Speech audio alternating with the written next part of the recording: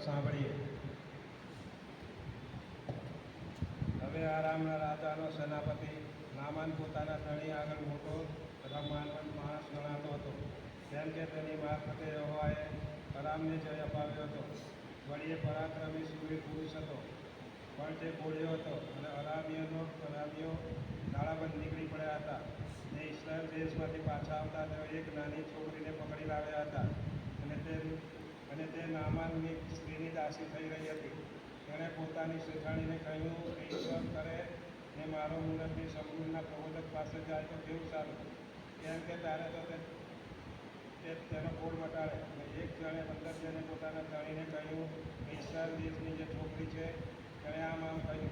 ત્યારે આરામના રાજાએ કહ્યું કે ઠીક, ત્યારે હું ઇસ્રાયેલના રાજા પર પત્ર મોકલીશ. પછી તે પોતાની સાથે 10 તાલંત રૂપું, સોનાની 6 મહોર તથા 10 જોડ વસ્ત્ર લઈને ત્યાંથી ચાલી નીકળ્યો. અને તે એ પત્ર ઇસ્રાયેલના રાજા પાસે લાવ્યો, જેમાં લખેલું હતું કે હવે આ પત્ર તને પહોંચે ત્યારે જાણું જો મેં મારા સેવક નામાનને તારી પાસે મોકલ્યો છે. એ સારું કે તું તેનો કોડ મટાડે.